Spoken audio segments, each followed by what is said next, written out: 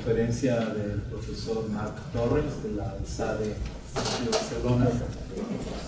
Una conferencia, pero quiere que sea también interactivo, ¿no? Sí, exacto. Que es la gran promesa de la inteligencia artificial. Hola, buenas. ¿Se me oye? Sí. Sí. Buenas tardes a todos y gracias, Luis Aguilar, por la invitación y la organización del seminario.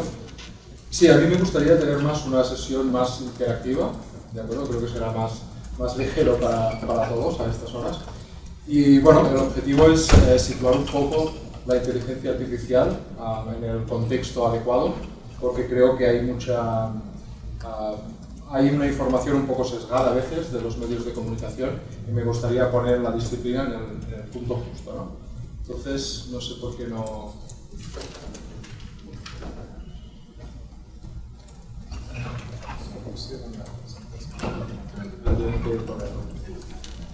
Bueno, me iré presentando. Marc Torrent, soy ingeniero en informática por la Universidad Politécnica de Cataluña, en Barcelona, y doctorado en inteligencia artificial por la École Polytechnique Fédérale de Lausanne, en Suiza. Y entonces, en los últimos años he estado, fui cofundador de una empresa que nos dedicábamos a construir algoritmos de recomendación y personalización. Esto era en el 2004. La empresa aún sigue, pero recientemente me he movido al mundo académico y estoy ahora en el consejo de administración de esta empresa, que cuenta ya con 120 empleados en todo el mundo. Es una empresa que ha crecido mucho y ahora me voy a dedicar más al mundo académico en SADE. Y todo esto lo digo esperando la presentación. A ver si ahora, vale.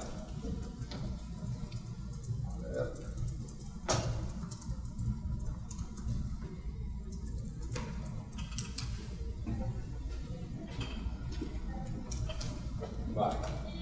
Bueno, la presentación tiene 3 bloques, ¿de acuerdo? Primero es situar la inteligencia artificial en su punto justo, luego veremos algunos ejemplos, de ejemplos tengo muchos, creo que algunos me los podré saltar, y finalizaré un poco con los retos o los desafíos que este tipo de tecnología pues ponen encima de la mesa, ¿no?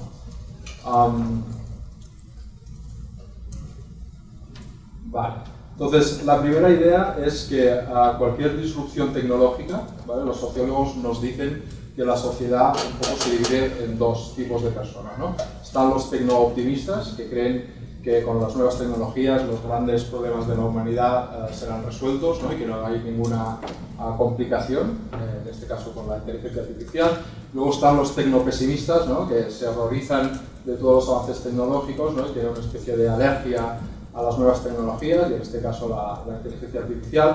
Como toda la vida, yo pienso que el punto justo está en el medio, ¿no? Entonces yo intentaré que los tecnopesimistas sean un poco más optimistas, y los que son muy optimistas y creen que este tipo de tecnologías nos van a salvar de todos los problemas de la humanidad, pues que vean que tampoco es tan fácil, ¿no? Y que este tipo de tecnologías también ponen unos ciertos riesgos encima de la mesa, ¿no? Entonces, la primera idea es la tercera ley de Clark, que lo que nos dice es que cualquier tecnología suficientemente avanzada no se puede distinguir de la magia, ¿vale?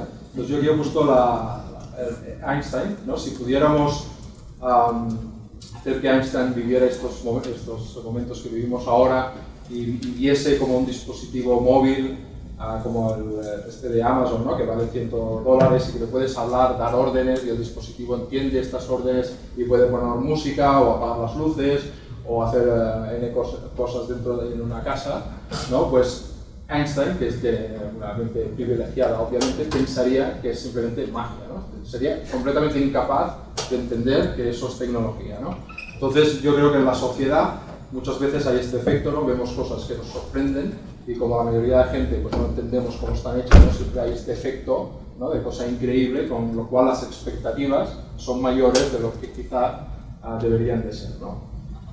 La otra idea es una frase de Bill Gates, que se ha demostrado a lo largo de los años que siempre sobreestimamos los efectos a corto plazo, por ejemplo en los próximos 2 años, y subestimamos el efecto a largo plazo, ¿de acuerdo? Siempre tenemos esta tendencia de pensar que en los próximos 2, 3, 4 años todo va a cambiar muchísimo y al final estoy seguro que en 2 años continuaremos conduciendo coches como hacemos ahora, pero de la misma forma en 10 años seguramente las cosas van a ser mucho más distintas de lo que ahora nos podemos imaginar, ¿vale? Ahí está esta dicotomía también, ¿no?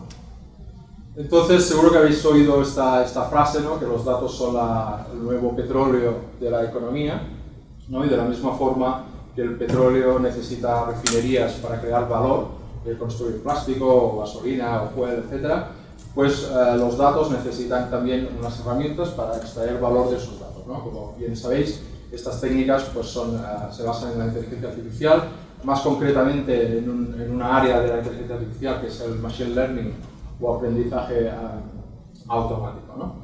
Entonces,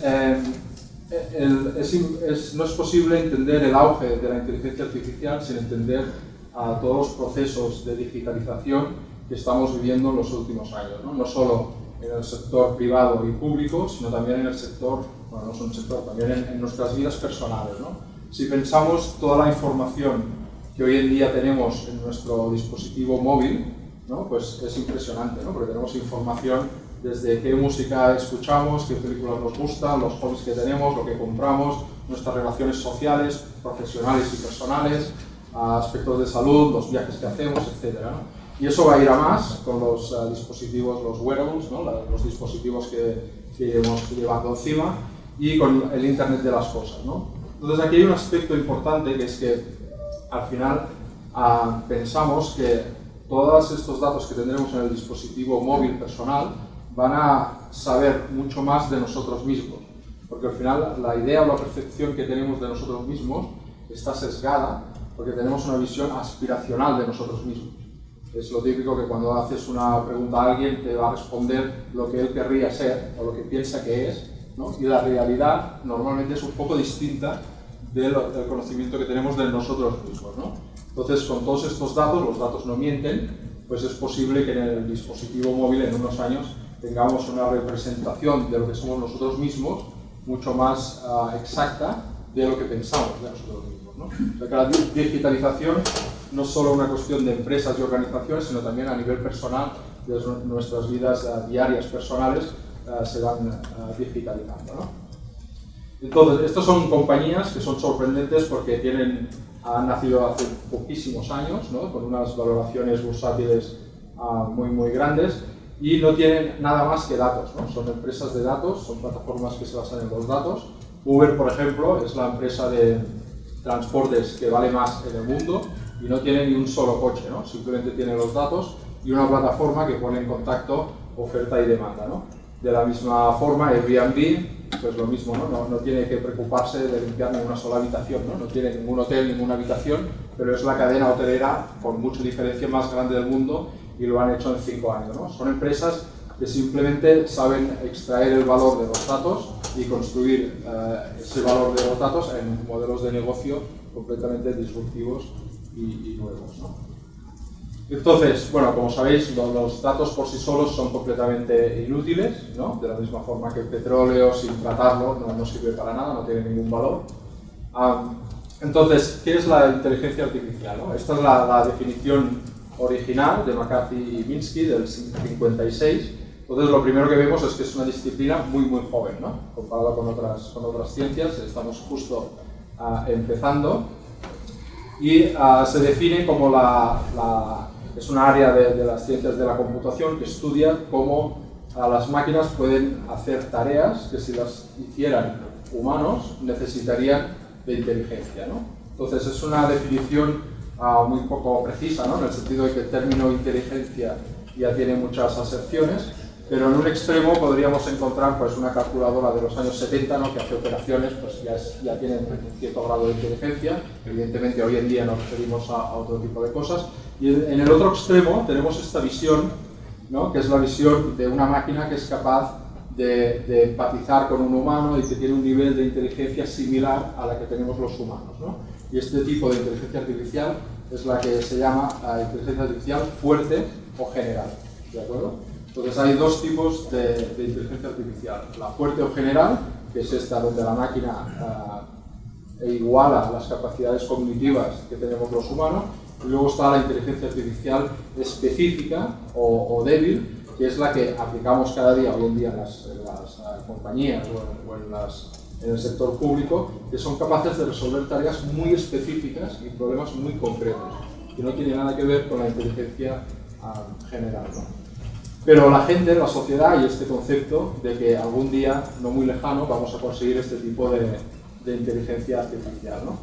Yo creo que hay mucho hype, ¿no?, en torno a la inteligencia artificial. Aquí vemos una cita de Stephen Hawking que dice, bueno, que es cierto, ¿no?, en algún sentido, si algún día conseguimos este nivel de inteligencia artificial general o fuerte, ¿no?, si algún día lo conseguimos, pues esto es el fin de la humanidad, ¿no?, completamente.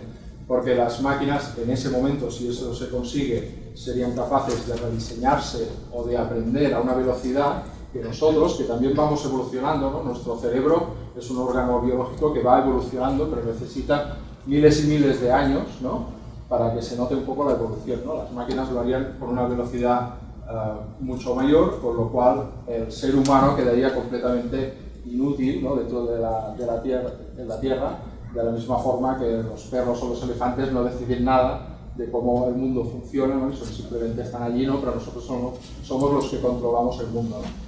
Entonces, si se llega a este extremo, pues son las máquinas quienes van a controlar el mundo, ¿no? Elon Musk, en una línea similar, dice que en 5 o 10 años, pues algo muy serio podría pasar, ¿no?, y se refiere a algo de dimensiones desconocidas hasta ahora, ¿no? Yo creo que son exageraciones, ahora vamos a ver un poco por qué. Este es otro ejemplo de un periodista del New York Times que dice, bueno, aquí evidentemente hay mucho interés de marketing y de vender revistas, ¿no?, porque dice algo como que si una máquina inteligente le das la orden de terminar con el cáncer, ¿no?, la máquina podría deducir que la forma más eficiente de hacer eso es simplemente exterminar a los humanos que tienen una probabilidad, una propensión de tener cáncer, ¿no? De una forma racional, es cierto, pero evidentemente nunca vamos a tener este tipo de máquinas y eso no va a pasar, ¿no? Lo que pasa es que es un tema que vende mucho, hay mucho marketing detrás, y bueno, esto es el New York Times, ¿no?, una revista muy seria, pero incluso se ven este tipo de titulares, ¿no? Bueno, la ciencia ficción tampoco ayuda, ¿no?, porque es un tema pues, que es muy sexy, muy marketingiano, ¿no?, se venden muchas películas, son muy interesantes, yo las veo todas, pero es muy importante saber distinguir entre ciencia ficción y lo que es ciencia de verdad, ¿no? Estamos muy lejos de este tipo de robots que piensan como pensamos nosotros, o incluso mejor, e incluso yo diría que tampoco tenemos ninguna pista científica de cómo ir hacia ese tipo de inteligencia artificial. O sea, no solamente que estamos lejos de ello, sino que no tenemos ninguna pista, ni ninguna agenda de investigación para empezar a ir hacia esa dirección. ¿Vale? Pues aquí más de lo mismo, ¿no? Aquí la revista Time dice que para el 2045 seremos inmortales, ¿no? No hay ninguna base científica para pensar eso, lo que pasa es que estoy seguro que vendieron muchísimos ejemplares, ¿no? O sea, hay que distinguir negocio, ciencia ficción de la realidad, ¿no?, de la gente que está haciendo la inteligencia artificial en el mundo académico, pues dirá que estas cosas pues no están a punto de pasar, ¿no? Aquí es otro ejemplo, en este caso es El País, es un periódico de mucha reputación en España, ¿no?, que dice que un robot se presenta a la alcaldía del distrito de Tokio, ¿no? Otra cosa completamente ridícula, ¿no?, no tiene ningún sentido, ¿no? Pero no sé por qué en los medios de comunicación cada día, ¿no?, salen noticias de este tipo. Es muy importante tener claro, ¿no?, lo que es una exageración y un ejercicio de marketing o para vender de la realidad, ¿no? Entonces, lo que sí que es cierto es que hay toda una corriente intelectual los pioneros podrían ser Kurzweil y Nick Bostrom de la Universidad de Oxford, que creen en lo que se llama la singularidad, ¿no? Y la singularidad se basa en un concepto de exponencialidad, que ahora veremos, pero bueno, Kurzweil lo que dice es que en el año 2029, o sea, dentro de nada, ¿no?, de 10 años, tendremos inteligencia artificial que es a billion times more powerful, ¿no?, que la que tenemos nosotros. Es una cosa que es muy difícil de predecir y tampoco sé muy bien qué quiere decir, ¿no? Un billón de veces más potente que nuestra inteligencia, ¿no? Pues no tiene mucho fundamento científico. Y Nick Bostrom pues dice un poco lo que decía Hawking, que eso sí que es verdad, que si algún día se alcanza este tipo de inteligencia artificial, pues será la última invención que hagamos, ¿no? Porque en el momento que tienes una máquina que tiene el mismo nivel de inteligencia que nosotros, o mejorada, pues es la máquina que da todas las invenciones, ¿no? Y de la misma forma que un perro hoy en día no puede hacer ninguna invención científica antes que nosotros, ¿no? Es completamente impensable, ¿no? Entonces, los que creen en la singularidad se basan en el aspecto de exponencialidad, tanto de la capacidad de cómputo como de los datos disponibles que tenemos, ¿no? Entonces, en el pensamiento lineal, que es como pensamos todos los seres humanos, pues si haces 5 pasos, cada paso tiene 1 metro, has recorrido 5 metros, ¿no? Pensamos siempre así. En el caso exponencial, por ejemplo, si en cada paso doblas la distancia recorrida, es un poco lo que pasa con la aceleración tecnológica, si recorres, por ejemplo, 32 pasos, das 67 vueltas a la Tierra, ¿no? Eso es para ver que realmente el crecimiento exponencial es una cosa que enseguida, ¿no? Pues, se incrementa muchísimo, ¿no? Entonces ellos lo que dicen es, tenemos una ley empírica, que se llama la ley de Moore, ¿vale? Que es uno de los fundadores de Intel, que dice que cada 12 o 18 meses la capacidad de cómputo se duplica, ¿vale? Decrementando el coste de los chips, ¿no? Porque el número de transistores que puedes meter en un chip pues duplica, ¿no? Eso ha sido cierto hasta ahora. Ahora estamos llegando a los límites atómicos del silicio, pero ya hay otros materiales como el grafito, que parece ser que va a ser la próxima generación de chips, o si no está otros paradigmas de computación, como la computación cuántica, que quizás, no se sabe aún, pero quizás podría ser el próximo salto, ¿no? O sea, en eso los que creen en la singularidad están en lo cierto, ¿no? La capacidad tecnológica de cómputo, la capacidad de cálculo, se va duplicando, ¿no? Con lo cual hay este crecimiento exponencial, ¿no? Entonces, por otra parte, la inteligencia artificial, como necesita capacidad de cómputo y datos, vemos también que los datos también siguen ese patrón exponencial, ¿no? Y eso es un dato que es muy increíble, ¿no? Lo que dice aquí este dato es que en el 2016 se creó el mismo volumen de datos que en toda la historia de la humanidad, antes del 16, ¿vale? O sea, en un solo año duplicamos toda la información que teníamos digitalizada, ¿no? Y otro dato también similar es que en los últimos 2 años se ha generado el 90% de los datos que tenemos digitalizados en Internet, ¿vale? Con lo cual aquí vemos este efecto, ¿no? De exponencialidad. Lo que pasa es que los que creen en la singularidad lo que no considera es que la ciencia es lineal, ¿vale? O sea, una cosa es la tecnología y los datos, y eso ahí sí que vemos una exponencialidad. Lo que pasa es que hoy en día lo que nos falta es alguna invención científica de primer orden, de ciencia en mayúsculas, que aún no sabemos cómo será, y haciendo descubrimientos científicos sí que somos lineales o incluso sublineales, somos muy lentos, ¿no? Si vemos los descubrimientos científicos de primer orden en la humanidad, pues en los últimos 20 años hay muy pocos, ¿no? Realmente somos muy lentos haciendo ciencia en mayúsculas, ¿no? Y está muy claro, al menos para la mayoría de expertos, que para alcanzar este tipo de inteligencia artificial general o fuerte, lo que nos falta es entender muy bien cómo funciona nuestra inteligencia para poder replicarla en una máquina. O inventar otro tipo de inteligencia artificial que no se base en nuestra inteligencia, pero que sea igual de potente, ¿no? Eso estamos muy lejos, no tenemos ni idea de cómo conseguirlo, y como digo, ¿no? La ciencia es lineal, y aunque la tecnología sea exponencial, no por tener más capacidad de cálculo y más datos vamos a llegar a una inteligencia como la nuestra. ¿Hay algún comentario o opinión o pregunta para hacerlo un poco más?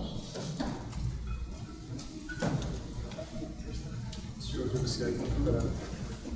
Sí, efectivamente, por el matemático Kurzweil hoy encabeza un esfuerzo que hace Google, ¿no? Y que con una subsidiaria que se llama Calico, cuya misión es un objetivo bastante grande, que es derrotar a la muerte. No sé si vaya a salvar a los propietarios de Google, ¿eh? Pero yo creo que en el camino, yo estoy de acuerdo con lo que tú dices, la ciencia lineal, no van a derrotar la muerte quizás en no sé en cuánto tiempo, pero sí en el camino van a lograr muchos descubrimientos, quizás curas de enfermedades que hoy no tenemos idea de cómo atacar. Pero también es cierto que si no se logra la inmortalidad, el caso mexicano es algo interesante. El siglo pasado, mis bisabuelos, tatarabuelos llegaron a vivir 30 años. A finales del siglo pasado, pues ya mis padres llegaron a vivir más de 75 años. Lo que se espera este siglo es que las personas, con los adelantos de la medicina, puedan llegar a vivir el doble, es decir, 150 años. Es decir, nuestra descendencia de aquí a final de este siglo podrá llegar a vivir 150 años, y eso, desde luego, que se apega a esta situación de que la ciencia es lineal. No se logrará, como las revistas dicen ahí, que en el 2045, que ya lo extendieron, porque Scientific American había dicho que era en el 2025, también sin ninguna claridad de cómo poner estas fechas. Entonces, aun cuando tengamos tecnología y aun cuando la ley de Moore siga siendo vigente, la ciencia crecerá linealmente.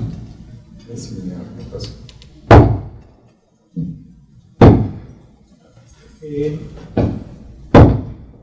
Iba siguiendo tu exposición y todavía, bueno, todo iba bien, salvo esta lámina. Yo creo que separar ciencia y tecnología es algo artificioso, que no ayuda en nada. Al revés, hay que ver los procesos así poco visibles de cómo siguen muy conectadas.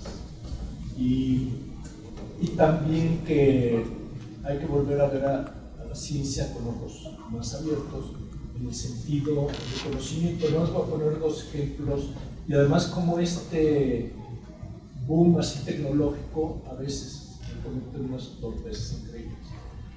Ejemplo, en África se hace un esfuerzo impresionante por llevar las TICs al mundo rural. La FAO entre ellos, la FAO con una iniciativa que se llama e-Agriculture, de repente saca uno de los últimos boletines diciendo: nos están mostrando algo obvio, el mejor medio de comunicación en el medio rural es la radio, y nosotros tratando de el celular más, etc. Eso incluye las líneas, estoy hablando de radios comunitarias. Entonces yo creo que hay que esa parte separarla. No solo no ayuda, sino entonces no ayuda a tampoco a ver conocimiento de innovaciones que hacen comunidades, sanos no rurales, que están fuera de los circuitos de la alta tecnología. ¿Sí? Y ahí es el mundo de la innovación social, incluyendo formas para cómo gobernarse. Esto de los usos comercios, o sea, todo ese mundo se vuelve más invisible ante el endiosamiento. Es una apreciación. Bueno, un poco en este mismo sentido, el caso, por ejemplo, de Silicon Valley, ¿no? En donde las empresas y ese sector viven una parte del mundo que muchos no conocemos, incluso ni en San Francisco ni en otros lados viven en el mismo ritmo, ni en las mismas dinámicas, ni con la misma percepción, digamos, de muchas de las cosas, salvo este ambiente más mágico que real, como se dice. Lo que creo que sí valdría la pena es rescatar como dos cosas, algo que decía el doctor Cabrero también en la mañana, esta parte de la investigación científica y tecnológica y hacia dónde va y qué ritmos toma, cuál es la finalidad, y la otra es la parte de la innovación, cuál es su campo, digamos, en ese sentido. Pero independientemente de que todavía está muy lejos, digamos, el tema de la inteligencia artificial, las cosas que vienen ahorita, que sí están, digamos, en el camino al alcance de nosotros, creo que vale la pena en términos de reflexión pensar algo que que muchos de repente no lo hacemos, pero es qué tipo de transformaciones están generando que a veces son imperceptibles y a veces van un poco más allá de lo que pudimos haber previsto, y pensando específicamente en el gobierno electrónico, viendo un poco más hacia allá.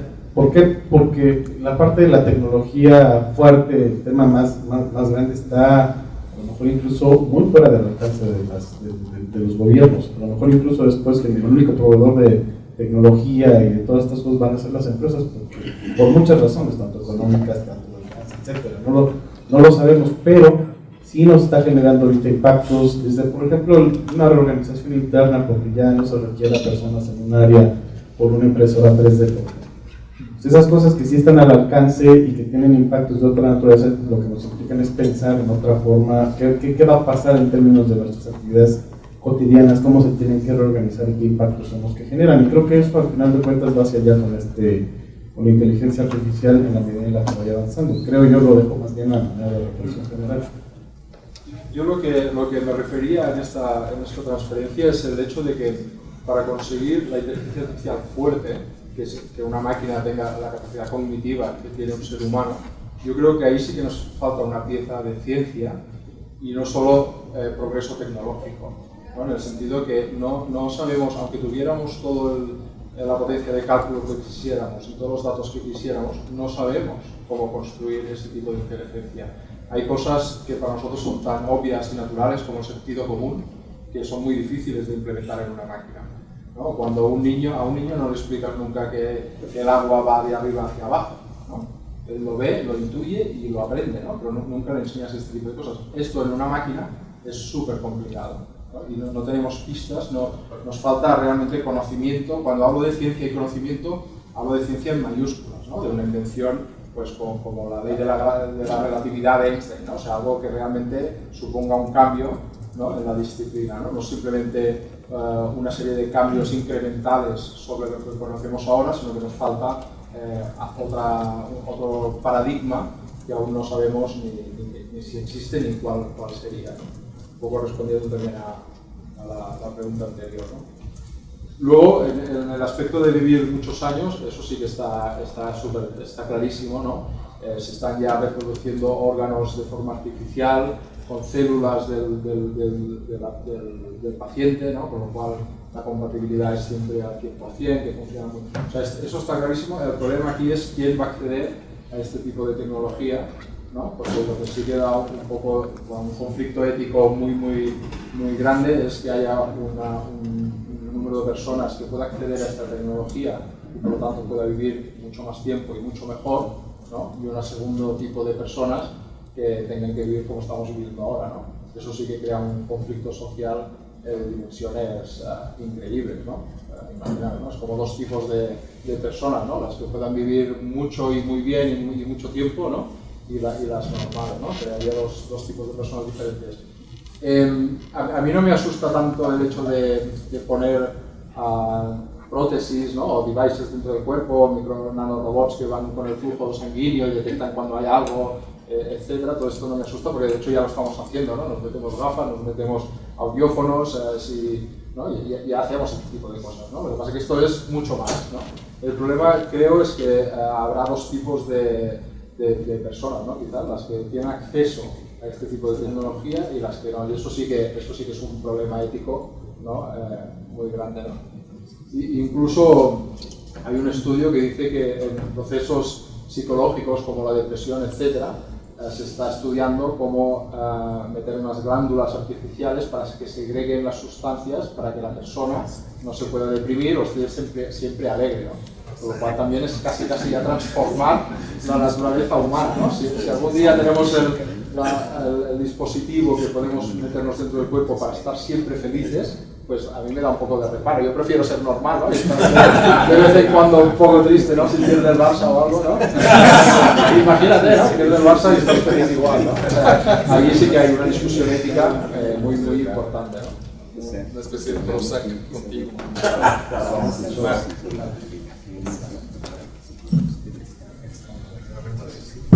Gracias. Pues yo a lo mejor me tendré que autocatalogar de tecnooptimista, porque una de las posibles sucesos que podrían pasar para hacer el análisis científico, tendría que ser, por ejemplo, un contacto extraterrestre. ¿Te imaginas? O sea, si viéramos aquí realmente es que se está muchísimo más avanzados que nosotros. Ese puede ser un salto supercuántico, ¿no? Por un lado. Entonces, por eso me declaro autodeclaro tecno-optimista, porque no podemos limitar el futuro. Hay gente que no se imagina muchas cosas que ahorita, como veamos más lento de lo que otros se imaginaron, hay otras cosas que nadie se les había imaginado. Porque conforme vas descubriendo cosas, se te abren múltiples posibilidades, definitivamente. Como decía Miguel de Unamuno, como un paisano tuyo de la península ibérica, aspiro a lo absoluto siendo lo objetivo que es progresar. Entonces, como tú dijiste, el camino, alguien dijo por acá, creo que Víctor, podríamos ir avanzando mucho más rápido de lo que nos imaginamos si nos estamos imaginando lo absoluto. Por ejemplo, si fueras... No, yo también soy un tecno-optimista, pero creo que es importante, ¿no?, señalar también los riesgos, ¿no? Al final, si miramos la historia de la humanidad, hasta el 1800, el 90% de la población vivía en una pobreza extrema, el 90%, o sea, casi todo el mundo, ¿no? Y ahora eso se ha invertido, ¿no?, gracias al progreso tecnológico de una forma muy clara, ¿no? O sea, optimista soy, pero bueno, también hay que ser realista.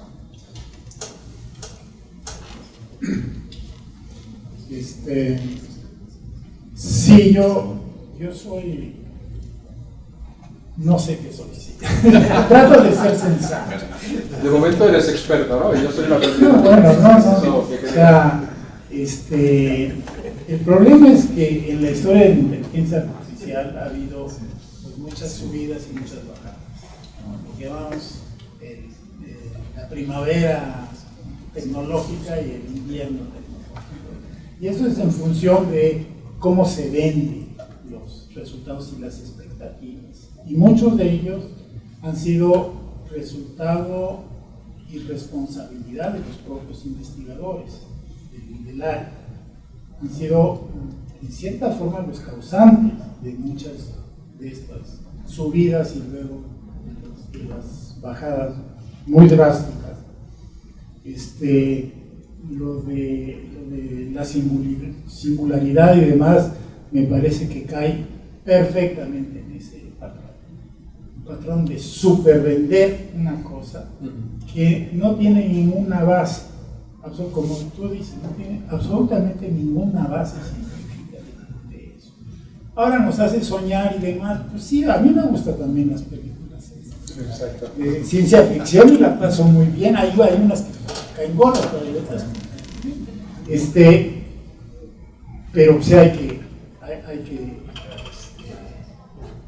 evitar esas cosas. Y creo que también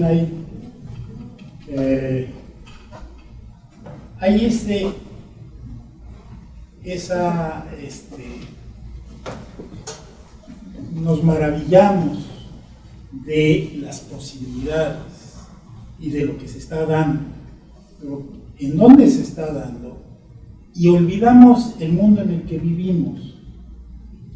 Y pues ese por lo menos es mi punto de vista. Vivimos en México, en un país donde la mitad de la población es pobre, muy pobre. Y las preguntas tecnológicas y científicas y demás que nos maravillan son simplemente para hacernos comprar más. Punto. Todas las aplicaciones de Big Data, etcétera, que es para que Netflix nos esté jaretando sus películas, etcétera, etcétera, etcétera. Es un mundo que existe, muy fuerte, pero el mundo que, pues desde mi punto de vista, tenemos la responsabilidad de mejorar, tiene otra lógica, y no es la lógica del mercado. Y eso es lo que nos hace falta desde el punto de vista de la ciencia y de la ciencia pues, en nuestros países, ¿no? En los países que no son tan desarrollados. Si nos dejamos apantallar por todas estas tecnologías, pues seguiremos comprando iPads y tal, y no sé qué cuántas cosas, y estaremos creando una burbuja de gente de élite que está viviendo en ese mundo y está olvidando el mundo que los dos. Entonces, bueno, creo que eso lo que lleva es a plantearse los problemas científicos de esa comunidad, de ese país, que es nuestro país. ¿Cómo? No tengo ni idea. Pero por lo pronto, reforzando lo que es la ciencia y la tecnología. Y en particular,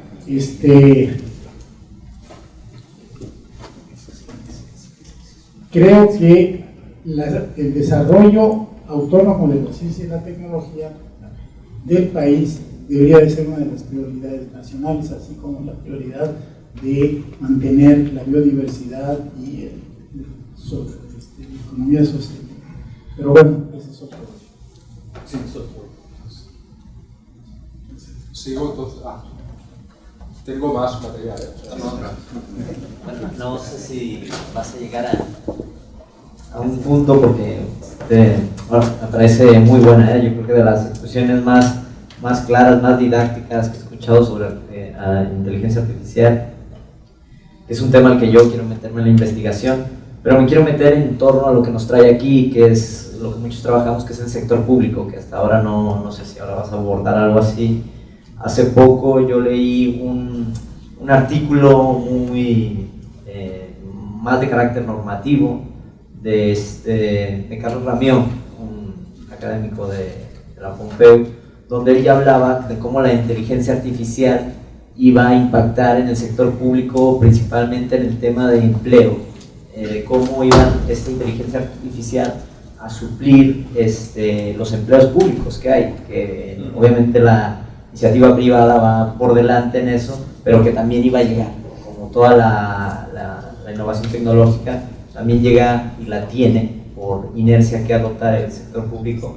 Entonces, ahí tú como experto, no sé si lleves esa línea de investigación de inteligencia artificial aplicada en el sector público, de si hay alguna perspectiva de cómo va a impactar esta inteligencia.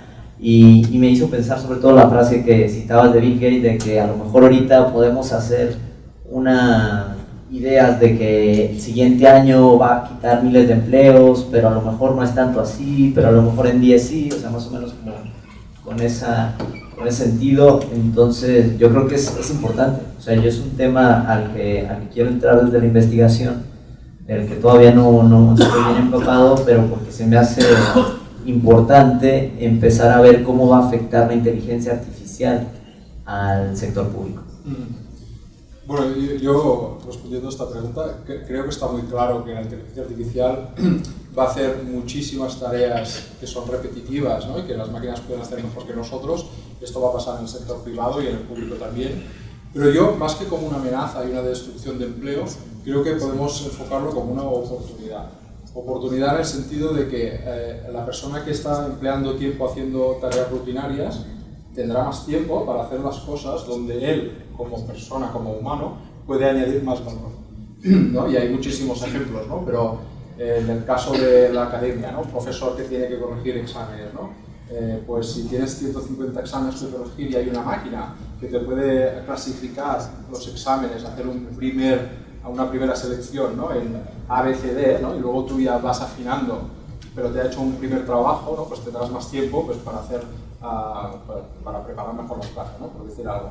Bueno, en el caso de la medicina, ¿no? Los médicos ahora tienen poco tiempo para hacer un diagnosis. Está clarísimo que hay un tipo de inteligencia artificial que puede ayudar a hacer un diagnosis, por lo cual el médico no es que se quede sin trabajo, es que tiene más tiempo para hacer lo que realmente es más humano, que seguramente será acompañar al enfermo, ayudarle a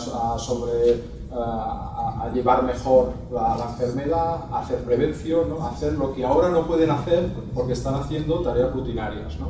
Y con los servidores públicos yo creo que pasa un poco lo mismo, ¿no? Hay muchas tareas muy repetitivas, ¿no? Y muy engorrosas, y de hecho se quejan de eso, ¿no? Muchos. Entonces, si hay una máquina que te puede aliviar de este tipo de trabajo, tendrás más tiempo para hacer las cosas que son críticas y que son más humanas, ¿no? Como interpretar un caso en seguridad social, a quién dar una ayuda o no sé qué, ¿no? Pues hay casos que requieren de mucho tiempo que ahora no tienen porque están haciendo tareas rutinarias, y cuando digo rutinarias son estúpidas, ¿no? Porque son rutinarias, ¿no? Son estúpidas en el sentido de que no añaden valor humano, ¿no? Entonces yo siempre quiero ver esto como una oportunidad, la inteligencia artificial es una herramienta que nos hace más eficientes, ¿no? Y nos permite dedicarnos a lo que nosotros como humanos añadimos más valor,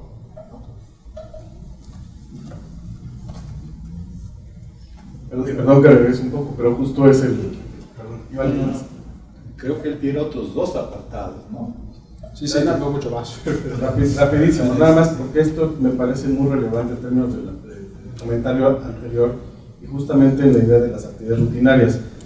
Porque acá que creo que sí tenemos que pensar un poco en ese tipo de consecuencias, porque claro, el contexto es muy diferente. Si pensamos aquí en nuestro país en la administración pública, muchas personas están contratadas que hacen esas actividades rutinarias, van a tener que hacer otra cosa. No es un tema de un servidor público que, además de eso, bueno, claro que lo es, además de tu actividad que puede ser crítica y pensante y a lo mejor que requiere un poco más de tu concentración y tiempo, tienes esas actividades, pero hay mucho personal, no solo en el sector público, sino en el privado, que a eso se dedica.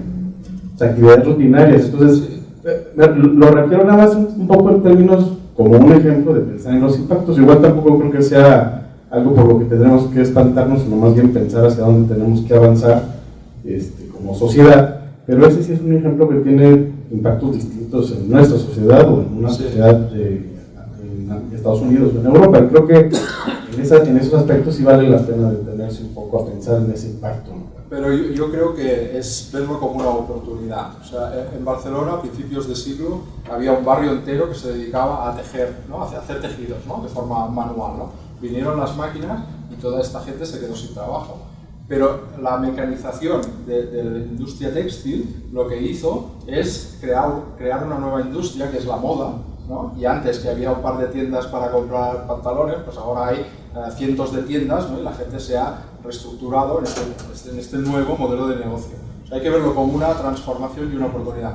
Lo que sí que es cierto, y lo que es más complicado, es que las revoluciones que hemos vivido industriales anteriormente las hemos vivido con décadas, ¿no? Con un tiempo que nos daba tiempo a reestructurarnos y a repensar, ¿no? Y es verdad que esta revolución viene muy deprisa y afecta a todos los sectores, ¿no? Con lo cual la magnitud sí que es distinta, pero el concepto yo creo que lo hemos vivido muchas veces ya en la revolución industrial, ¿no? Bueno, entonces aquí tenemos a alguien que piensa como Cristian y como yo, ¿no? Que la singularidad no está aquí, no está cerca para nada. Y Andrew Ng es uno de los pioneros en Machine Learning hoy en día, es profesor en Stanford y cofundador de Coursera, y piensa que preocuparse ahora de la inteligencia artificial fuerte o general es equivalente a preocuparse por la contaminación en Marte, ¿no? Antes de haber ido a Marte, ¿no? O sea, que no tiene ningún sentido porque está tan lejos y no sabemos cómo será ni si será alcanzable algún día, que por lo tanto es una discusión que está bien para las películas de ciencia ficción, pero en el mundo real no hace falta que pensemos mucho en eso, ¿no? Porque no va a llegar en un corto o medio plazo. Entonces, hay que apretar a aceptar, ¿no?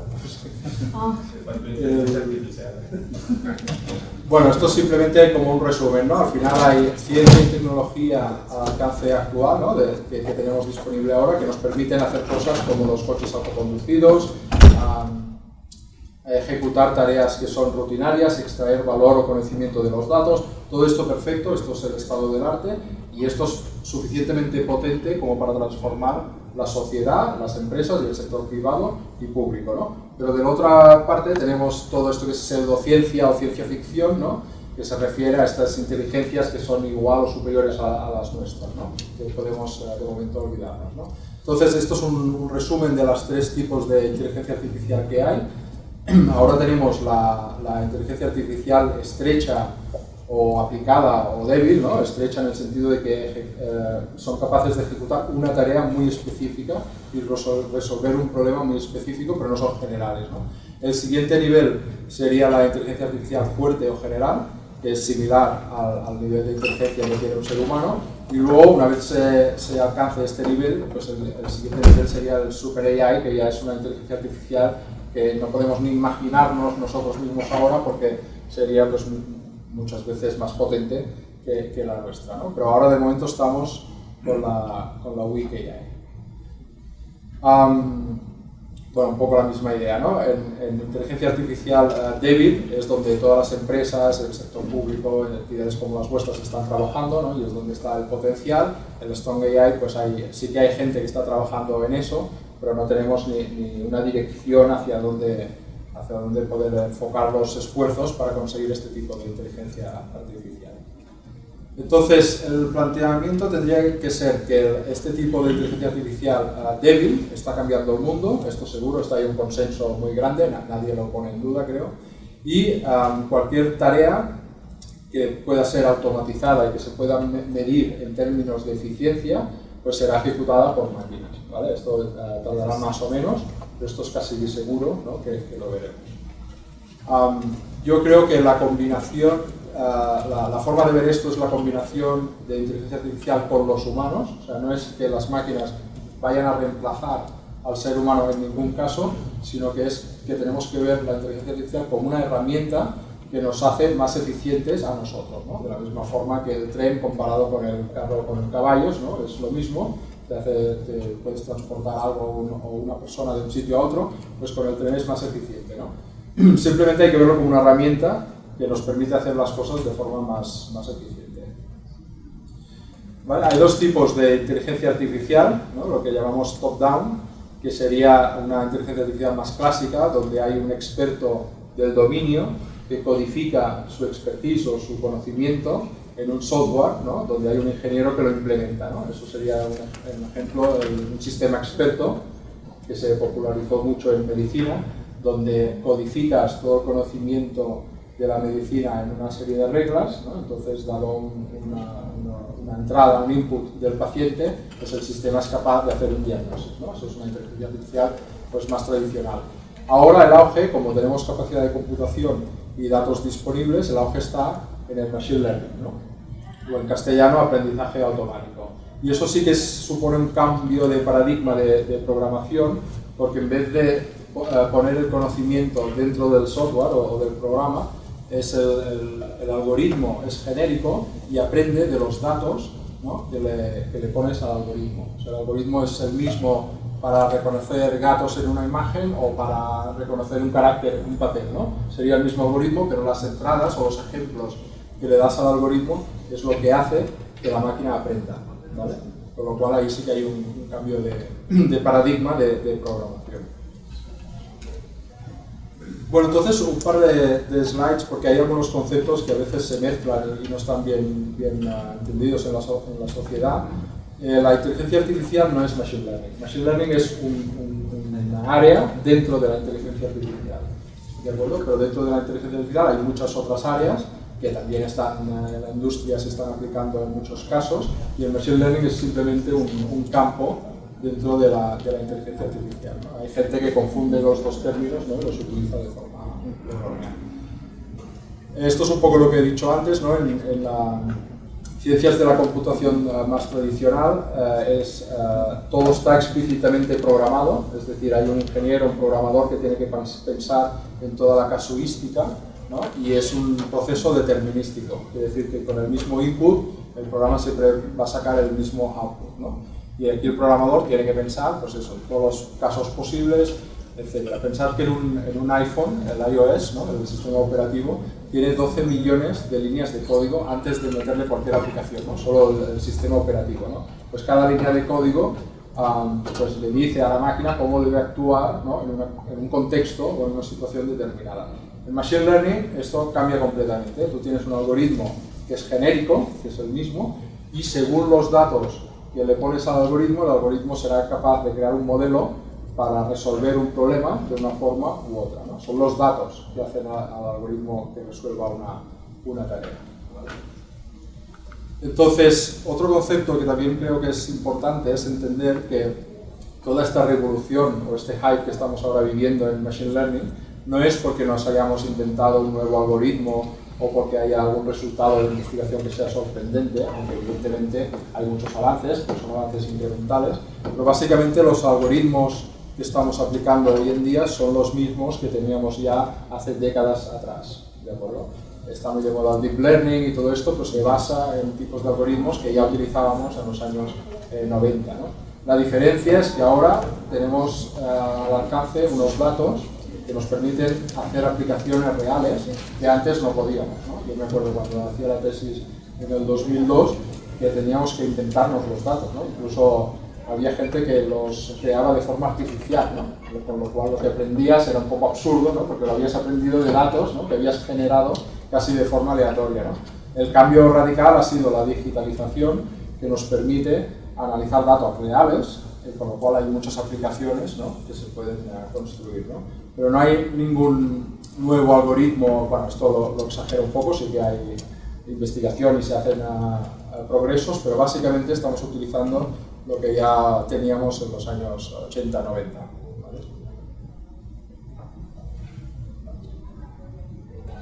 Bueno, entonces el esquema, ¿no? Esto ya también lo hemos visto en muchas de vuestras presentaciones, es muy claro, ¿no? Tú tienes un conjunto de datos.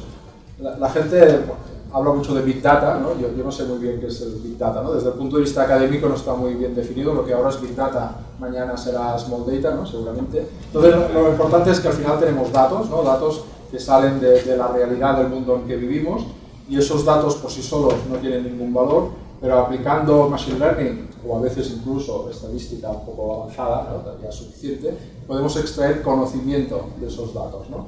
Y ese conocimiento nos permite aplicar nuevos modelos de negocio, ¿no? Y eso es lo que hace pues, todas las empresas del Silicon Valley, se tiene que hacer en el sector público, etc., ¿no? El esquema siempre es el mismo, ¿no? De los datos extraer conocimiento, y ese conocimiento te permite pues, crear nuevos modelos de negocio o nuevos servicios, ¿no? En el caso del sector público, ¿no? Entonces, bueno, esto no sé si es muy relevante aquí, pero bueno, hay dos tipos de aprendizaje, el supervisado y el no supervisado. En el supervisado, al algoritmo le das ejemplos que están etiquetados, o sea, es decir, son ejemplos de los cuales ya conoces la solución, ¿vale? Y eso te permite crear un modelo donde cuando te llega un nuevo elemento que no tiene la solución porque no se ha visto nunca, pues el modelo será capaz de hacer una predicción o una clasificación de este elemento, ¿de acuerdo? Y el aprendizaje no supervisado simplemente descubre patrones o características intrínsecas de los elementos, de los datos, sin que tú sepas lo que estás buscando, ¿no? Se utiliza mucho en marketing, por ejemplo, tienes una población de clientes y tú no sabes muy bien cómo hacer los diferentes clusters para hacer marketing, pues le dices al algoritmo, búscame grupos de clientes que por lo que sea, ¿no? Sean similares entre ellos, ¿no? Y entonces cuando tienes los clusters puedes analizarlos y entender mejor la población que estás analizando, ¿no? Son dos tipos de algoritmos completamente diferentes. Otra confusión que a veces existe es entre el Machine Learning y el Big Data, ¿no? Yo quiero separar los dos conceptos. Se puede practicar Machine Learning en un Oracle o en una hoja de cálculo Excel o incluso en memoria o en ficheros de texto, ¿vale? El concepto de plataformas Big Data es una herramienta que a veces es necesaria, a veces no, pero no tiene nada que ver, en principio, con las técnicas de Machine Learning, ¿vale? Otro concepto que creo que es interesante, que es de un artículo de Google, es ¿qué queremos hacer, hornos o pan? ¿No? En el sentido de que, evidentemente, en el mundo académico y las empresas pioneras de Internet están haciendo investigación y hacen algoritmos, que serían los hornos, pero la mayoría de empresas, y creo yo la mayoría de instituciones públicas, lo que tienen que hacer es aplicar los algoritmos que ya existen, ¿no? O sea, no tenemos que preocuparnos de hacer un algoritmo para un caso específico, sino que puedes utilizar alguna librería que ya existe o algún modelo que ya existe y parametrizarlo para que funcione en tu caso, ¿no? La parametrización y el proceso de tratamiento de datos es lo importante y donde hay que poner los recursos, pero creo que no hay que tener la tentación de reescribir algoritmos o de inventarse un nuevo algoritmo en la mayoría de casos. ¿Sí? Vale, ¿hay algún comentario? Ahora tengo una lista de ejemplos que no sé qué hora. ¿Tengo tiempo? Mira, se cierra a las 18:45. Vale. Entonces, la idea, como he dicho antes, para mí es ver la inteligencia artificial como una herramienta ¿no? Para empoderar a la gente, ¿no? Para que la gente sea más eficiente y pueda proveer de mayor valor a su empresa o a la sociedad o donde trabaje, ¿no? Entonces, algunos ejemplos, ¿no? Bueno, este es un clásico, ¿no? El Deep Blue que ganó a Kasparov. Aquí, para mí, la lección aprendida, lo que es importante, es que Kasparov, bueno, después de una depresión que tuvo muy seria personal, ¿no? Porque claro, era un gran maestro del ajedrez, ¿no? Y una simple máquina le ganó. Después de eso recapacitó y quiso competir él mismo con una máquina poco potente contra el Deep Blue potente que le ganó, ¿vale? Y ganó Kasparov con la máquina menos potente. Entonces aquí un poco la lección para mí es que la combinación del ser humano con la inteligencia artificial, esto es lo que es potente. Esta combinación es mucho más potente que un sistema que tome todas las decisiones de forma autónoma, ¿vale? Yo creo que esto es una lección que Kasparov lo explica muy bien en un TED Talk de estos, que lo podéis encontrar en internet, y él explica su vivencia, ¿no? Que pasó por la depresión y luego dijo, ostras, voy a intentar ganar a la máquina potente con una máquina sencilla, ¿no? Y ganó él, ¿no? Y un poco es la combinación hombre-máquina, ¿no? Que siempre será más potente que la máquina sola, ¿no? Un ejemplo, ¿no? Que todos conocemos es el coche autoconducido. Esto está llegando y llegará casi seguro, ¿no? Y a mí, yo creo que lo interesante también es ver las consecuencias que tiene este tipo de invenciones en la sociedad, ¿no? En este caso, aparte de reducir los accidentes mortales de tráfico, puede cambiar un poco cómo vivimos o dónde vivimos, ¿no? Ahora hay una tendencia a la concentración en ciudades, ¿no? La población se está viviendo cada día más y más en ciudades. Si nos imaginamos un mundo donde los coches son autoconducidos, es muy probable que la gente decida vivir fuera de la ciudad, ¿no? Porque mientras haces el trayecto no estás con el estrés y perdiendo el tiempo, sino que puedes emplear ese tiempo en otro tipo de actividad, ¿no? Eso por una parte. Y por otra parte, pues si tienes niños que van a la escuela y están una hora yendo hacia la escuela en su coche autoconducido, pues tú no tienes que llevarlos, ¿no? En este sentido puede cambiar incluso la forma en que vivimos, ¿no? Evidentemente para niños, gente mayor o gente discapacitada, esto sería un gran avance, y también se supone que no habrá la necesidad de tener un coche, ¿no? Porque si tienes un coche que puede conducir solo, es absurdo tenerlo en el parking parado, ¿no? Porque tú le puedes dar la orden de comprar algo o de recoger al niño, ¿no? O sea, que entonces la necesidad de tener el coche para ti solo pues pierde todo el sentido, ¿no? Esto es un ejemplo muy curioso, se llama Landroid y está comercializado ya en Japón, ya se puede comprar, vale $20.000, y es un dispositivo que tú le metes toda la ropa sucia de la casa, ¿no? Y te la lava, te la seca y te la pliega, ¿no? Te la pliega, ¿no? Y la puede clasificar por colores o por miembros de la familia, etcétera, ¿no? Y eso puede parecer una tontería, ¿no? Pero estoy seguro que en unos años pues, tendremos este chisme en casa, ¿no? Y pasamos en una vida normal, ¿no? De promedio 375 días, ¿no? Haciendo este tipo de actividad, ¿no? Por lo cual, pues, en el terreno personal, también la inteligencia artificial hará que tengamos más tiempo para dedicarnos a cosas que son más interesantes, ¿no? Y que no son rutinarias y aburridas, ¿no? Que no añaden ningún valor a nuestra vida. Otro ejemplo muy importante en la inteligencia artificial es el tema de la salud. Se calcula, estos son datos de Estados Unidos, que el 50% de las muertes o de los eventos serios que pasan se podrían evitar con un mejor diagnóstico de los médicos. Y el problema es que los médicos tienen 15 minutos para recopilar toda la información del paciente, hacer un diagnóstico y recomendar un tratamiento, ¿no? Esto es de media, ¿no? Evidentemente. Entonces, con la inteligencia artificial, lo que se podría hacer es, el médico básicamente para hacer una diagnosis tiene dos fuentes de información, ¿no? Su experiencia personal previa, ¿no? O del equipo médico, eso es una cosa, y luego utiliza también todo el conocimiento enciclopédico, ¿no? Que ha aprendido en la universidad o de los libros, ¿no?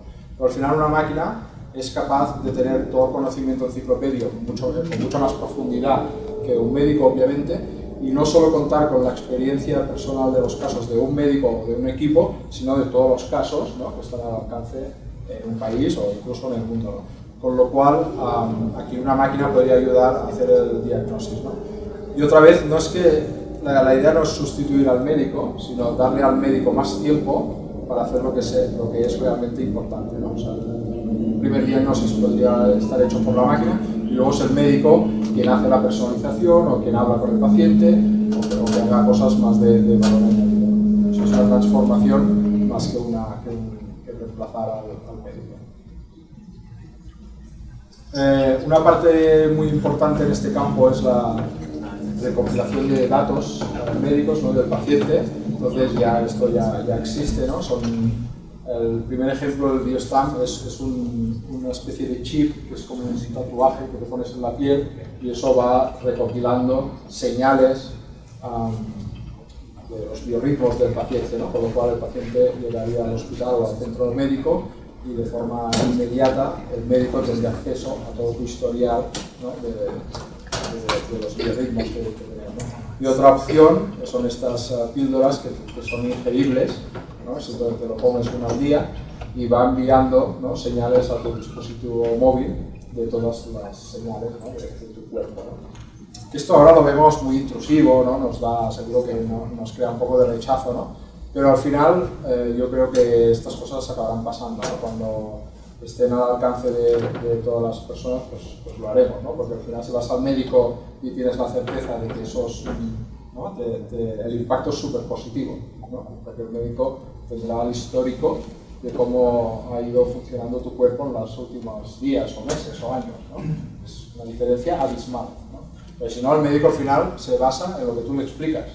Y ya sabemos que mentimos, que somos perezosos, olvidamos cosas, no somos conscientes de ni quién somos ni lo que hacemos en realidad, ¿no? Con lo cual esto pues añade mucha calidad, ¿no? al proceso de diagnóstico.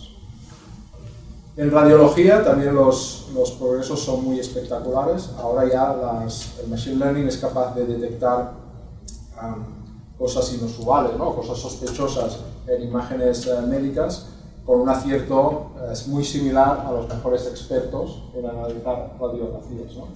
Y aquí pues lo mismo, el radiólogo que ahora pasa una parte de su tiempo analizando estas imágenes, si una máquina lo puede hacer por él luego hará el último paso de realmente verificar, ¿no? O de 500 imágenes se queda 4, ¿no? Y estas 4 pues puede pasar mucho más tiempo y hacer un análisis más en profundidad, ¿no? O sea, otra vez se trata de transformar una profesión y no de olvidarse de ella por completo, ¿no? Esto es un robot que es semi-asistido, no es que opere de forma autónoma, pero hace muchas partes de la operación de forma independiente, ¿no? Bueno, aquí también la precisión, los problemas postoperatorios pues se reducen muchísimo.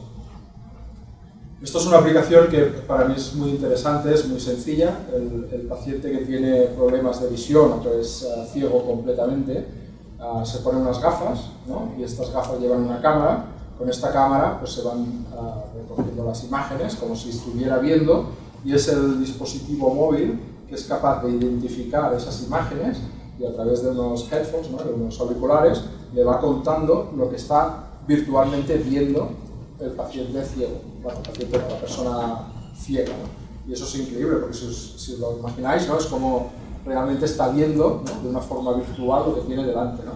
Y puede leer un texto, ¿no? Y el dispositivo móvil le iría contando lo que lleva el texto escrito, o si ve a un familiar le diría, mira, Juan está delante de ti, ¿no? O aquí hay un coche, o aquí llega tu perro, ¿no? Y el ciego pues tiene una visión de lo que está pasando a su alrededor, ¿no? Me parece una solución muy sencillita, ¿no? Pero muy práctica, ¿no? Y de una utilidad enorme, ¿no? Para este tipo de personas. Esto en seguridad pública está muy relacionado con las ciudades inteligentes o las smart cities. Pues si nos imaginamos una ciudad con sensores y cámaras, es evidente que puede haber sistemas que vayan analizando patrones y cosas que están sucediendo para alertar de contextos donde hay más probabilidad de que pase alguna cosa, ¿no? Con lo cual la policía, en vez de ir patrullando de forma más o menos aleatoria, puede ir directamente a los puntos donde hay más probabilidades de que algo fuera de lo normal esté ocurriendo, ¿no? En agricultura, esta mañana hemos visto, ¿no? Algún ejemplo de este tipo.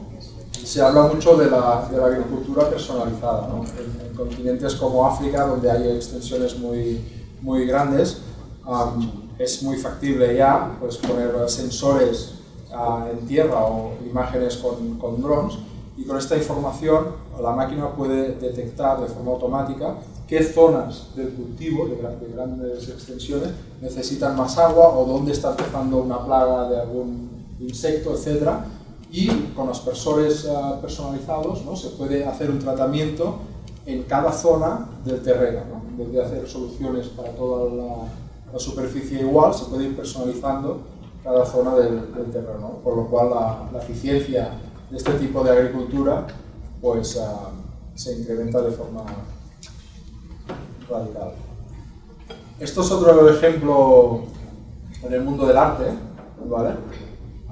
Hecho por Microsoft con la inversión de ING en Holanda y la Universidad de Delft, donde aquí el software solo recibió 100 pinturas de Rembrandt codificadas, ¿no? O sea, con los relieves de la pintura, los tonos, todo, ¿no? Los píxeles de esos 100 cuadros era el input del software, ¿no?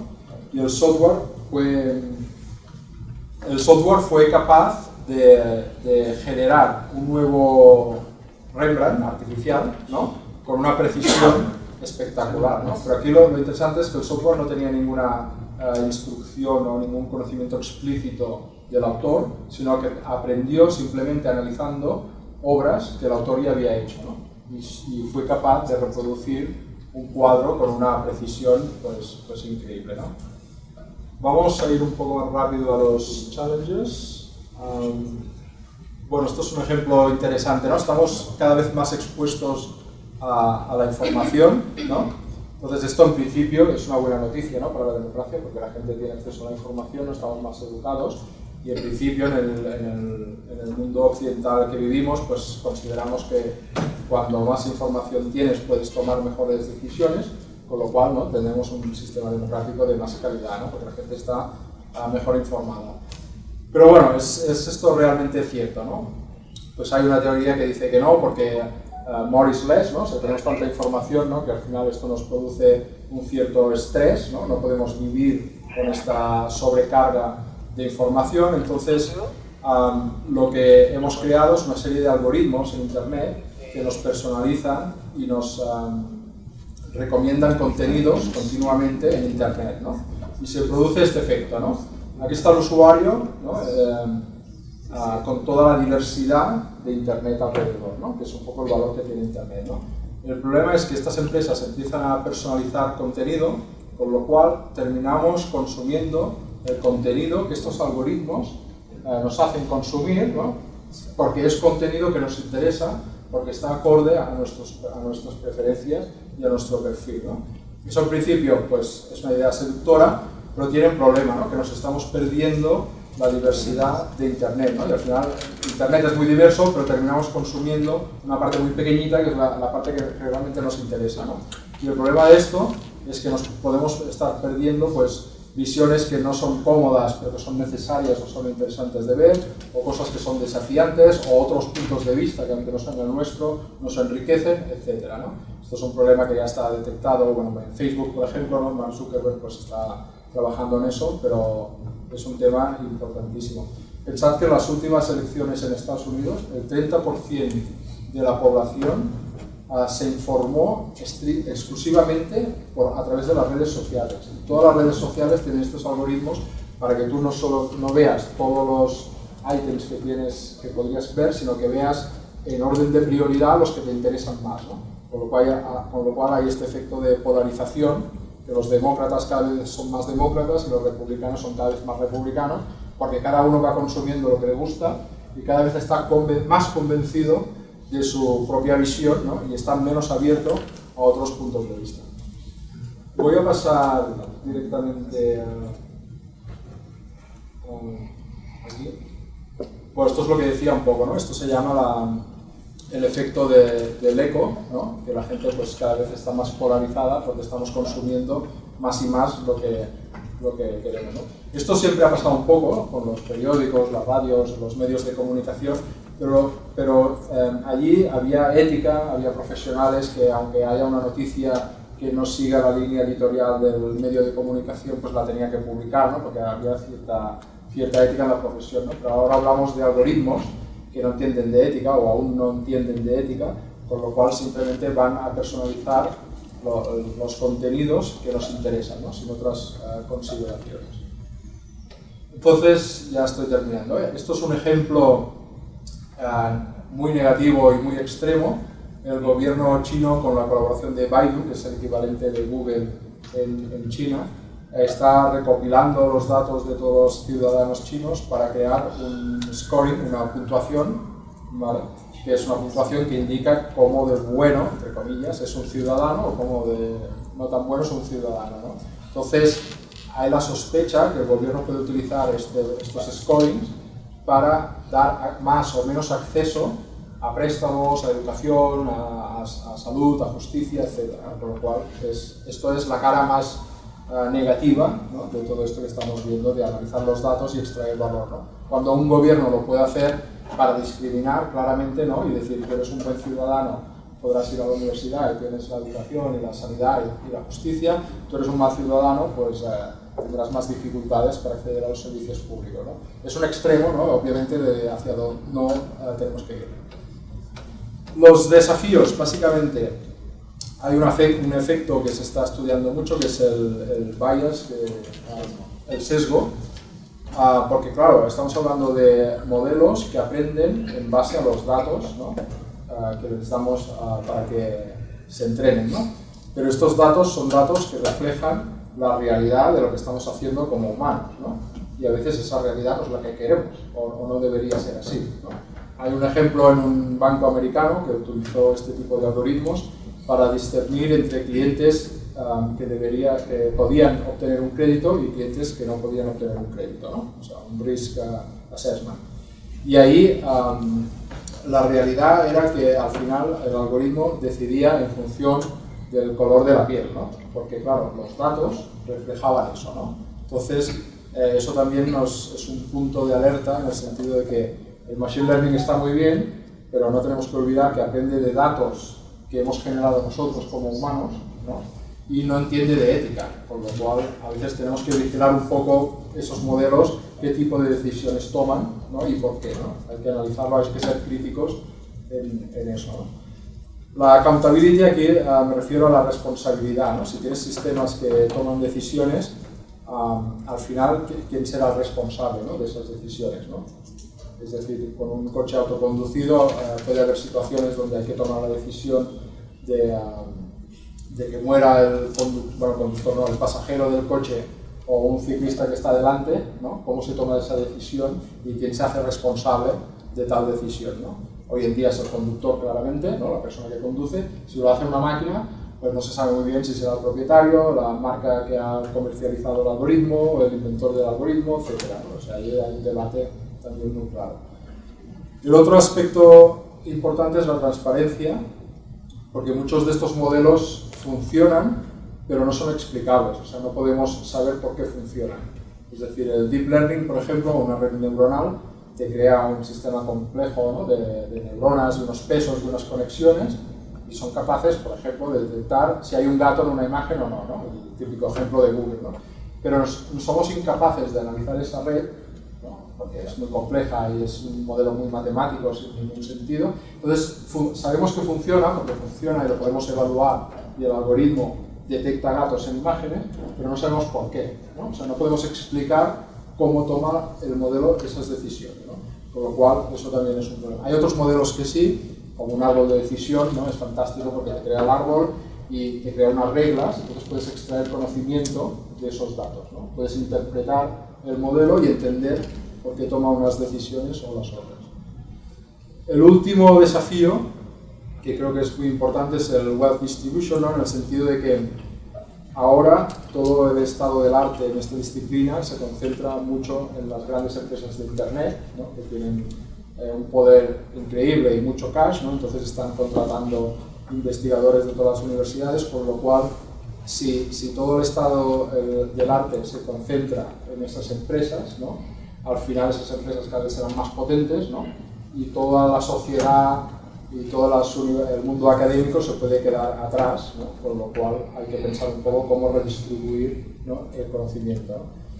Y en este sentido hay una organización que se llama OpenAI, donde Elon Musk y Stephen Wozniak y mucha gente de Silicon Valley está invirtiendo mucho dinero, donde el objetivo es simplemente hacer público, ¿no?, todos los avances en la disciplina para que al menos otras empresas y la sociedad en general tenga acceso a este conocimiento e intentar nivelar un poco, ¿no?, las diferentes fuentes de conocimiento. Y creo que ya está. Bueno, esto para terminar, ¿no?, al final he empezado con los tecno-optimistas y los tecno-pesimistas. Hay un mundo muy oscuro, ¿no?, a la derecha, que es el feudalismo, ¿no?, que al final pues es verdad que es un riesgo, ¿no? A mí me da un poco de, bueno, es una posibilidad, ¿no?, que haya 2 o 3 empresas que controlen el mundo con estas tecnologías, que las otras empresas no pueden ni competir porque están muy atrás, la academia en algún punto quizás un día se quede también muy desfasada, con lo cual estaremos en manos, ¿no?, de estas empresas, ¿no?, casi. Y luego hay la otra parte, que es el mundo ideal, ¿no?, que yo creo que vamos a ir hacia allí, donde la tecnología nos ayuda pues a crear un mundo mejor, más justo, ¿no?, y con más oportunidades para todos, ¿no?, donde no tengamos que trabajar 8 horas haciendo un trabajo rutinario sin ningún valor añadido, sino que podamos realizarnos como seres humanos, ¿no?, ese sería el objetivo. Y ya está.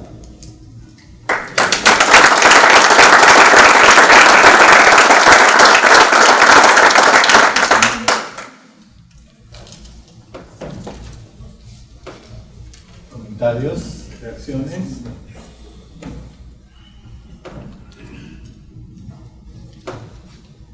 No, bueno, te felicito por la exposición, Marc. Sé que eres todo un especialista en el tema.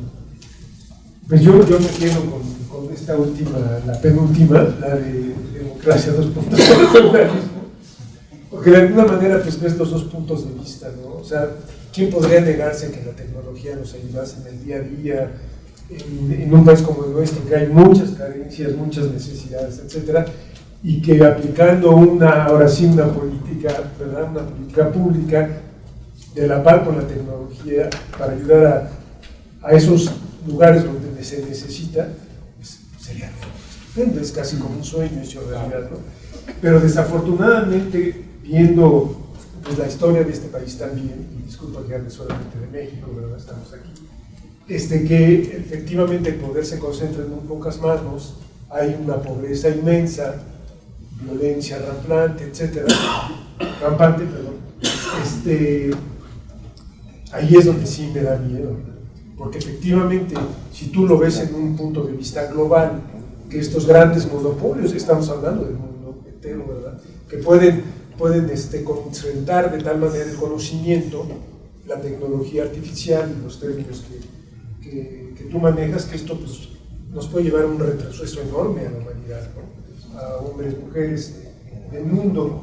Y entonces sí es una visión pues, bastante catastrofista o es una posición muy negativa, un punto de vista bastante negativo. Pero digo, regresando al punto de México, pues sí me preocupa que, si ya tenemos una empresa líder celular a nivel país, un nombre que creo que es el segundo o tercero más poderoso del mundo, pues no quiero imaginarme que esta persona y su concesionar, sus compañías, satélites, etcétera, logren controlar esta parte, ¿no? Imagínate, sería algo terrible. Y bueno, solo para terminar, regresando a la ficción, porque pues esto como que se cruza la ciencia ficción y la realidad, me hace pensar en una película que no recuerdo el director, que se llama Elysium, hollywoodense, que es ahora un clásico muy bueno con Matt Damon y Jodie Foster, entre los actores principales. Bueno, aquí, a grosso modo, todos los ricos se van a vivir a la luna, porque la Tierra ya, adiós. Y entonces todos los pobres viven en una especie de gueto enorme que es como un país, con miserias, enfermedades, etc. Y ellos allá viven como un paraíso. Pues no hay enfermedades, viven en grandes mansiones, etc. Y que ves los 2 puntos de vista, ¿no? Y aquí me llamó mucho la atención porque en las casas donde viven estos poderosos tienen una máquina donde detectan las enfermedades que puedas tener en la tierra y las cura. Entonces, pues es algo fantástico. Y mucha de esta gente que vive en la tierra quieren ir allá para curarse en estas máquinas. Supongo que es la contradicción del progreso. Gracias. De todas formas, un matiz solo. Sí. Si tenemos una visión macro de la historia de la humanidad, Ajá. al final, de la Edad Media aquí, ¿no? El progreso es increíble, ¿no? Porque ahora nos levantamos y no tenemos que preocuparnos de tener 100 años de para mucha gente sí, desgraciadamente. Pero en general, el progreso ha sido fantástico. Entonces, yo soy optimista porque si lo hemos hecho así de regular, pero que ahora estamos aquí, ¿no? Y venimos donde venimos, pues ¿por qué no pensar que vamos a ir mejor, ¿no?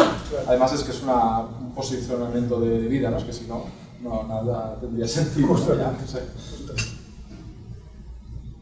Bueno, no sé quién seguía. Sí, estás ahí. Bueno, muy brevemente nada más. A mí me gusta mucho este autor, historiador, Yuval Noah Harari, que acaba de publicar un libro que se llama 21 lecciones para el siglo XXI, y que tiene uno anterior que se llama Homo Deus. Y ahí lo que me gusta es esta analogía entre el hombre, el algoritmo y el superhombre. Y es que en realidad, pues mucho de lo que está pasando en estos momentos, pues es que la gente se está convirtiendo en ese hombre algoritmo, ¿no? Que en la mañana le pregunta cuánto tiene que correr, cuánto tiene que comer, qué es lo que tiene que hacer en el día, y el teléfono celular a través de los algoritmos pues le da todo eso. Y la otra clase de hombre sería el superhombre, que es el que diseña los algoritmos, no el que vive de ellos, sino el que los diseña. Entonces, yo creo que un poco más allá, fuera de toda la ciencia ficción y todo eso, yo creo que sí estamos transitando a ese mundo, ¿no? En donde hay una parte de la sociedad que efectivamente tiene el acceso a la tecnología y que se está distrayendo con la tecnología, porque pues eso es lo que es la moda, lo que es la comercialización y es lo que le vende el mundo. Y por el otro lado están los hombres que crean esa tecnología y que distribuyen esa parte. Y una de esas cosas que dice Yuval Noah Harari en su nuevo libro es justamente el uso de la inteligencia artificial en situaciones muy prácticas. Y él dice que hay dos elementos que distinguen a la inteligencia artificial pues, de todas las demás, ¿no? Que es la posibilidad de tener conectividad y actualización instantánea. Y da allí dos ejemplos, ¿no? Yo nada más voy a explicar uno. Uno de ellos es que dice, bueno, ¿qué sucedería si tuviéramos enfermeros o médicos, ¿no? Tuviéramos 1 millón de enfermeras y que de repente ocurre me refiero a enfermeros y enfermeras robotizados o con inteligencia artificial, y surge un nuevo virus? Nosotros podríamos dar un clic y en ese momento se actualiza y ese 1 millón de enfermeras tiene la información de ese nuevo virus. Y eso también es conectividad, porque pues, están conectados todos entre sí. En cambio, en este momento, pues si surge un nuevo virus, y para tratar nosotros de llevar esa información a los 10 millones de médicos o a los 50 millones de médicos que hay en el mundo, pues tendríamos que hacer muchos correos electrónicos, muchos congresos, enviar mucha información que tardaría mucho tiempo, ¿no? Entonces esa es la diferencia un poco entre el usar adecuadamente la inteligencia artificial y no utilizarla. No sé qué opinas de estas dos. No, el autor lo conozco, a mí me gusta mucho porque habla de este tipo de temas, pero es serio, ¿no? Es un académico de Tel Aviv y es súper interesante todo lo que cuenta, ¿no? Él es bastante optimista, ¿no? Porque él hace un análisis y dice, por primera vez en el mundo, en la agenda de los seres humanos, los temas que antes estaban en la mesa ya no están, ¿no? Que son 3. Uno son las guerras, ¿no? Aunque parezca mentira, estamos en un momento muy dulce en relación a las guerras que hay, ¿no? Porque hace un par de siglos o 3 siglos un ser humano se levantaba y tenía miedo, o sea, era muy probable que viviese alguna guerra en su vida, ¿no? Eso es un factor que se ha medio solucionado. El otro es el hambre en el mundo. No se ha solucionado, pero estamos en cifras, la ONU está prediciendo que en el 2030 se pueda erradicar el hambre en el mundo. Hambre, digo, hambre de verdad, ¿no? De morir de hambre, ¿no? Y hace 2 o 3 siglos pues había mucha población que se moría de hambre. Y el tercer aspecto que está fuera de la agenda de la población hoy en día son las epidemias, ¿no? En la Edad Media murió 1/3 de la población, creo, así en pocos años, ¿no? esto es algo que ya no tenemos que preocuparnos, ¿no? Por lo cual los tres grandes temas que han preocupado al ser humano durante todos los siglos, por primera vez estamos a punto de tenerlos más o menos controlados, con todas las excepciones y todos los matices que queráis, ¿no? Pero es una persona que hace un análisis pues, riguroso y al final bastante optimista. Pero el tema que falta justamente es la muerte. Sí, eso es lo que no hemos logrado superar, dice, lo que hemos logrado superar es la muerte, y entonces a través de la inteligencia artificial y de todas estas cuestiones de salud, tal vez podremos lograr. Sí, es que se ha llegado a un límite, o sea, ahora se pueden reconstruir órganos artificiales en base a las células del paciente, con lo cual cuando esto se tenga controlado, cualquier órgano que empiece a fallar, pues te vas a cambiar como cambias una pieza de un coche, ¿no? Con lo cual, bueno. O hacerlo mejor. O mejorar, sí. Marc, tú vas dando la palabra, ¿eh? Sí. Vale. No, aquí él tiene ya mucho tiempo.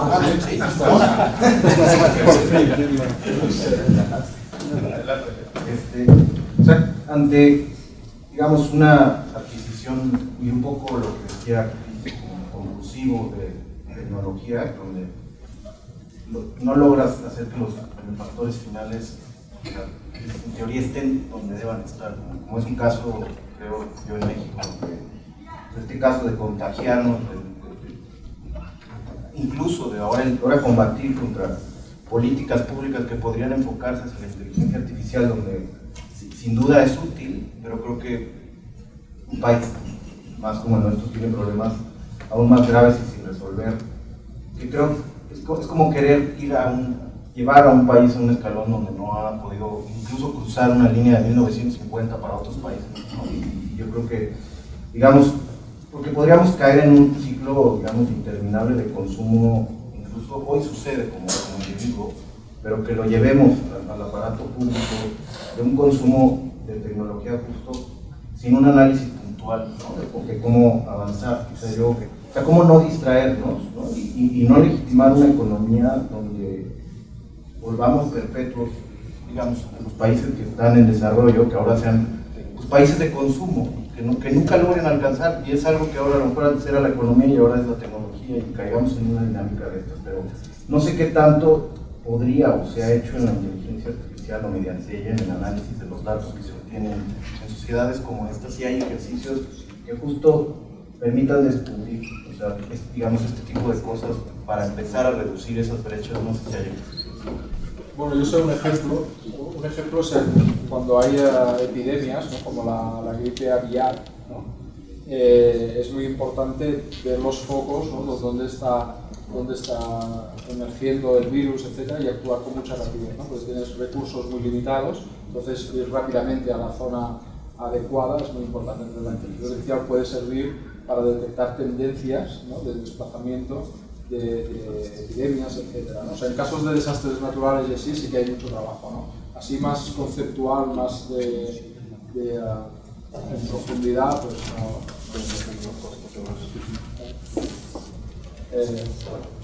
Bueno, muchas felicidades otra vez, Marc, es una impresión, si bien extensa, muy sencilla, que eso es difícil de lograr, definitivamente, en un tema tan complicado, digo, por lo nuevo. Muchas felicidades. Y en segundo lugar, yo creo que yo me inclino en lo personal por resolver problemas de ricos, preferentemente, que resolver problemas de pobres. ¿Qué quiere decir? El concepto de la libertad es fundamental para todos, entonces tú no puedes limitar a alguien que va, porque de repente se dice en la mesa, alguien que va arriba, el país, si ven que somos un país de 50 millones de pobres, no podemos impedir que el que va arriba le siga, porque finalmente nos va a ganar a todos. Me recuerda una anécdota de Margaret Thatcher en el Parlamento, cuando el diputado, o bueno, no sé cómo le llaman allá, le dice, es que hay más diferencia entre ricos y pobres, y ella dice, sí, antes estábamos así, y ahora estamos así, pero el de abajo está más arriba. Entonces la única manera que el de abajo esté más arriba es que los de arriba estén probablemente exponencialmente mucho más arriba. Bueno, ese es un problema, ya lo sabemos, pero yo en lo personal preferiría resolver ese problema que el otro, que todos estemos abajo. Gracias.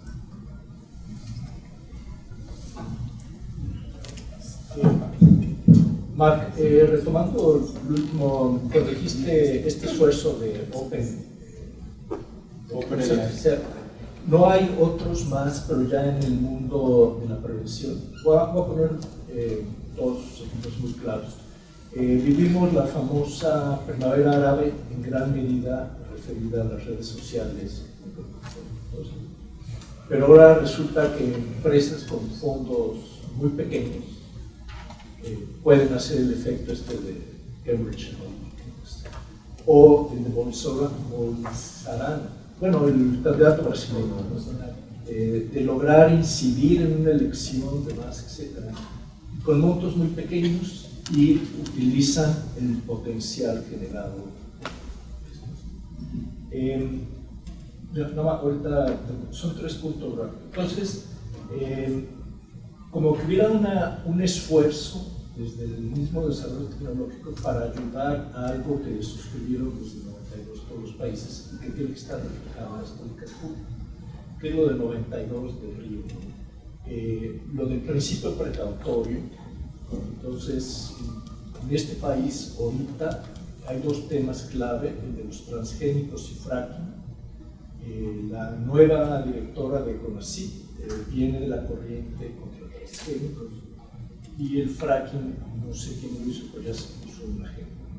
Pero creo que parte de una política pública sería, porque nadie se va a dedicar recursos a eso, tratar de informar a la sociedad de realmente cómo viene ese dilema, si realmente los transgénicos están siendo una opción. Y como dices, todo está en medio, pero ¿dónde está ese medio? Y por último, y parece broma, pero no es, creo que en ese falta un último camino. Realmente yo lo que percibo, a lo mejor, es que nos está llevando esta dinámica, no solo de la tecnología de los mercados y eso, hacia un mundo feliz, pero del tono que decía María Zambrano, la filósofa española, cuando le preguntaron qué se necesita para ser feliz, y dice: es muy fácil, tener muy buena salud y ser idiota. Sí, totalmente, ¿no? Lo entiendo, que cada vez es más un consumo, ¿no? y una satisfacción inminente, ¿no? Que nos da la tecnología, eso está claro. Pero bueno, yo también, si miramos el pasado, estamos culturalmente más formados que nunca, tenemos un acceso a la información que nunca hubiéramos soñado, que tanta gente tuviera tanto acceso a tanta información, ¿no? Al final, hoy en día un niño en Marruecos con un dispositivo inteligente tiene acceso a más información que Reagan en los años 80, ¿no? Entonces, no sé, quizás ahora estamos muy enfocados al consumo rápido, la satisfacción inminente, ¿no? Que nos provoca la tecnología, pero yo creo que también, si miramos al pasado, seguramente somos más libres que antes también, en general. No sé, es un debate, está claro.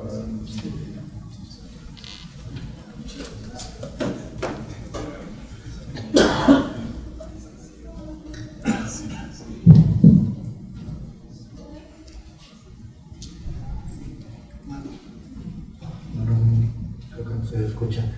Felicidades por tu presentación, también es muy fácil de entender. Yo lo que te comentaría y quisiera saber tu opinión sobre cómo puede la inteligencia artificial resolver, ya decías cuáles son los problemas que ha resuelto, que preocupaban anteriormente, ¿qué podría ayudar para resolver los problemas, algunos de los problemas actuales que se escucha mucho? Incluso hay predicciones apocalípticas sobre el clima en el mundo, los problemas de deforestación, de contaminación de las aguas, del cielo, de los polos, de todos estos cambios climáticos que hay. ¿Cómo la inteligencia artificial podría ayudar a esto? Y que, bueno, realmente sea los avances en tecnología y en este caso inteligencia artificial pudieran ayudar a resolver los problemas que hay en este sentido. Es una pregunta sencilla. ¿Cómo se puede solucionar el mundo, no? Casi. ¿Cómo puede ayudar? Realmente no lo puede solucionar, pero ¿cómo ayuda?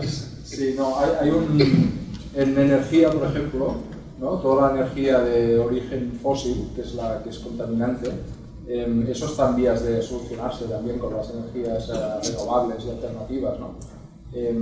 Hay un estudio que dice que con el 10% de la superficie del Sáhara, ¿no? Si bien utilizado, se podría abastecer todo el mundo con la energía suficiente, ¿no? O sea que eso está llegando. Yo creo que el tema de la energía estará bastante controlado, ¿no? Todos los otros temas se escapan un poco de... no sé si... Pues muchas gracias por tu claridad y tu creatividad. Cerramos esta jornada. Comenzamos mañana a las 9:30 en este mismo lugar. Y pues aprovechen la tarde en Guadalajara, que es una ciudad muy hermosa, que les permite agradables y sanas distracciones. Entonces, hasta mañana.